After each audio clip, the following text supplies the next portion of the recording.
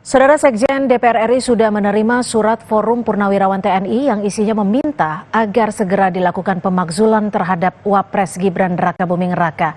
Apakah usulan pemakzulan ini memiliki dasar yang kuat?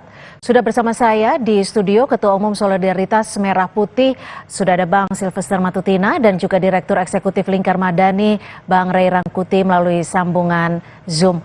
Selamat petang Bang Ray di ujung sana dan selamat petang Bang Silvester. Selamat sore, Bang Ray. Selamat sore, Bung. Ya, selamat sore. Saya ke Bang Silvester dulu ya, Bang. Kalau kita lihat dari usulan-usulan pemakzulan ini, dulu kan sempat ramai, diajukan ke Presiden melalui Wiranto. Sekarang diajukan lagi ke DPR, yang memang kalau secara proses dan prosedurnya harusnya diusulkan di situ. Bagaimana Anda menanggapi hal ini? Ya, saya secara pribadi bangga ya. Berarti para purnawirawan ini akhirnya mengikuti saran saya untuk ke legislatif. Maksudnya. Oh, pernah menyarankan ini? Ya, saya pernah menyarankan. Dan mereka melakukan itu. Tapi, dan saya juga secara pribadi menghargai. Ya kan, ini bagian dari demokrasi, ya kan. Ya sah-sah saja. Tapi apakah ini berguna buat bangsa kita? Ya harus kita pertanyakan kembali. Karena yang saya lihat saat ini sangat tidak mendesak ya, atau tidak ada urgensi ataupun tidak ada fakta-fakta hukum dan konstitusi yang dilanggar oleh baik Pak Prabowo dan Mas Gibran, ya kan? Jadi tapi kan disebut di situ ada cacat hukum saat pemilihan. Saat apa ya proses? Ini harus, makanya harus juga sama-sama kita pelajari benar-benar cacat hukumnya tuh di mana. Sedangkan kalau kita lihat hasil putusan MK nomor 9 itu, nomor 90 itu sudah dinyatakan jelas-jelas adalah final and binding, gitu loh. Tidak bisa lagi siapapun di Republik ini untuk naik lagi untuk menggugat itu, udah nggak bisa, gitu loh. Tapi terus yang kedua kan terbukti. Kembali lagi sekarang masalah putusan MK mengenai etika itu kan berlaku untuk Anwar Usman. Sebagai hakim konstitusi itu, bukan terhadap pihak lain. Dalam hal ini termasuk Mas Gibran dan juga kita seluruh rakyat Indonesia. Ini yang harus kita bedakan dulu, gitu loh. Jangan serta-merta. Makanya saya bilang belajar lagi, pelajari lagi, panggil ahli-ahli hukum, ahli-ahli konstitusi kita yang hebat, baru kita mau melakukan sesuatu. Jadi memang sangat konyol ya. Saya lihat gini. Kemarin itu kita ngomong setback sedikit ada 8 tuntutan, ya kan? Salah satunya contohnya tuntutan untuk pemulangan TKA Cina diusir, ya kan? Ada salah satu tuntutan. Dan kalau kita lihat TKA Cina di Indonesia itu hanya 80.000 yang tersebar di kita punya tambang-tambang atau. Oke, kita balik soal ke pemakzulan ini. Enggak, maksud saya ini kekonyolan kawan-kawan jenderal ini, Bapak Jenderal ini. Sedangkan ya kan TKI kita di luar negeri itu 800.000 yang di Makau, di Cina dan sebagainya, ya kan, di Hong Kong. Jadi ini yang saya bilang tadi, ya kan, bapak-bapak ini harusnya benar-benar melakukan riset yang benar-benar. Oke, jadi Anda juga mau menyebutkan bahwa apa yang dilakukan oleh bapak-bapak purnawirawan ini konyol, seperti yang perspektif Anda soal TKA Cina? Iya, dari dulu saya mengatakan konyol dan tidak akan berubah. Oke, gitu loh. Baik. Saya ke Bang Ray. Bang Ray, bagaimana kalau Anda melihat pernyataan dari Bung Silvester? Apalagi selain singgung soal putusan MK yang cacat hukum, alasan pemakzulan yang disebutkan ini menurut Anda sudah tepat belum? Suara. Bang Ray, mohon maaf mute. Ya, untuk audionya Bang Ray silakan dibuka. Halo, ya, saya silakan. sudah buka ini. Sudah, silakan. Ya, kan prosedur pemakzulan itu pengajuan terhadap DPR. DPR nanti mengajukannya ke sidang MPR. Sidang MPR taruhlah misalnya menyetujuinya, lalu argumennya itu akan diuji di Mahkamah Konstitusi. Jadi tenang aja Bung Silvester. Apakah dalil-dalil yang dikemukakan oleh para jenderal ini atau mantan jenderal ini atau purnawirawan ini diterima hukum atau tidak? Nanti yang mengujinya itu Mahkamah Konstitusi lagi, gitu loh. Betul. Jadi sepanjang apapun kita nanti berdebat, nggak ada gunanya juga, karena kita nggak bisa putuskan apakah argumen yang disampaikan oleh mantan jenderal ini atau tepat atau tidak. Nah, mekanisme hukumnya nanti ada di Mahkamah Konstitusi. Nah, oleh karena itu pengajuan ini ya tinggal akan kita lihat secara politik. apakah direspon oleh partai-partai di DPR sebagaimana ketentuannya, lalu 2/3 dari mereka bersepakat untuk membahas pengajuan ini, nanti tidak akan disepakati di paripurna dengan jumlah 2/3 untuk disepakati di MPR gitu. Ya. Dan dari sanalah nanti diuji ke Mahkamah Konstitusi argumen-argumennya. Tapi untuk Apakah alasannya argumen-argumen seperti halnya cacat hukum saat ada di MK, Anda setuju? kan sejak dari awal kita sudah mengatakan bahwa ada masalah berkenaan dengan pencalonan saudara Gibran. Cacatnya ya melalui putusan Mahkamah Konstitusi yang dianggap ada intervensi dalam konteks pemutusan itu, dan itu sudah dilakukan dengan apa namanya itu dengan meng-MK-MK-kan ketua MK saat itu Pak Anwar Usman. Itu satu. Dan yang kedua, terbukti memang di pengadilan itu bahwa Anwar Usman dinyatakan melanggar etik. Nah, salah satu etik yang disebutkan juga di dalam surat dorongan pemakzulan yang dilakukan oleh mantan purnawirawan ini, yaitu ada konflik kepentingan antara saudara Gibran sebagai orang yang sedang diperjuangkan untuk masuk sebagai calon wakil presiden melalui judicial review itu gitu dengan Anwar Usman sebagai hakim Mahkamah Konstitusi gitu. Nah, itu jelas semua sejak dari itulah sampai sekarang kita juga mengatakan kalau saya pribadi terjadi pelanggaran konstitusi, itu yang kita sebut dari awal. Apalagi kemudian setelah dibuat putusannya, undang-undangnya berjalan, tapi PKPU-nya tidak diubah. Lalu saudara Gibran tetap aja diterima, dan itu pun sudah dinyatakan bersalah oleh MKD, bukan MKD, PKPU,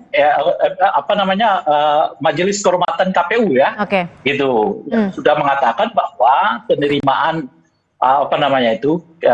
saudara Gibran yang tidak dengan merevisi PKPU itu melupakan pelanggaran kode etik gitu. Oke, saya ke Bung Silverster lagi. Kalau saat ini surat sudah berada di Sekjen dan nanti akan kembali diteruskan ke pimpinan, respon dari teman-teman DPR seperti apa sih terhadap surat usulan Purnawirawan ini? Ya, kalau saya lihat sih belum terlalu merespon karena mereka juga belum baru disampaikan ke Sekjen DPR sama MPR, belum sampai naik ke pimpinan DPR maupun MPR ya. Jadi saya bilang masih terlalu dini.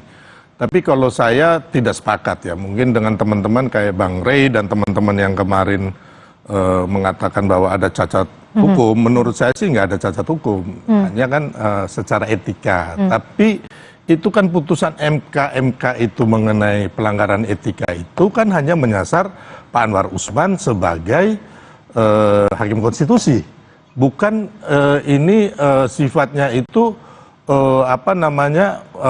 berlaku kepada seluruh masyarakat, apalagi Mas Gibran. Sedangkan kita lihat Mas Gibran itu orang yang tidak terlibat langsung. Tapi kan pamannya. Tapi kan bukan dia yang menggugat. Yang menggugat itu adalah 21 pihak 8 bulan sebelum putusan MK 90. Nah, ini kita harus tahu dulu kronologi sejarahnya. Jadi nggak bisa asal menuduh bahwa, makanya saya bilang tidak ada bukti-bukti yang mengatakan bahwa Gibran ikut dalam gugatan itu atau melakukan intervensi atau mendanai atau apa, itu belum ada gitu loh, tidak ada.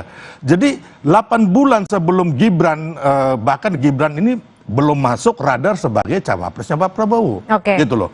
21 pihak anak-anak muda itu antara dari PSI, terus Wakil Gubernur Jawa Timur Emil Dardak, terus Wali Kota Padang, Bupati Lampung Selatan. Ini kan anak-anak muda yang mereka memang menggugat karena keinginannya mereka untuk mereka ikut berpartisipasi membangun bangsa gitu loh. Gimana Bang Rey? Secara secara kekuatan menurut Bung Silverster tidak akan kuat karena sebenarnya kan prosesnya untuk pemakzulan ini melalui DPR dulu, itu pun harus mencapai kuota quorum, kemudian akan dibuktikan lagi pemeriksaan di MK untuk verifikasi. Nah, jadi saya menanggapi dua dulu ya. Pertama soal kerugian ya. Kerugiannya bagi bangsa Indonesia adalah ya seperti yang kita alami saat ini kan. Ada orang yang menganggap bahwa proses pencalonan saudara Gibran itu melanggar konstitusi. Nah, itu jadi kerugian perdebatan kita sampai saat ini kan, nggak clear tuh. Oleh karena itu mau diuji melalui proses politik, salah satunya adalah permintaan untuk saudara DPR untuk memakzulkan saudara Gibran. Oke, tapi maaf Bang Rey, saya potong. Kalau kita kalau di DPR ini, nanti kan usulan ini masuk di DPR, namun ada syaratnya juga, minimal 2/3 anggota harus hadir, dalam artian kuota quorum. Nah, tapi kan hampir 80% ini koalisinya pendukung Gibran di DPR. Ini politik. Ini politik.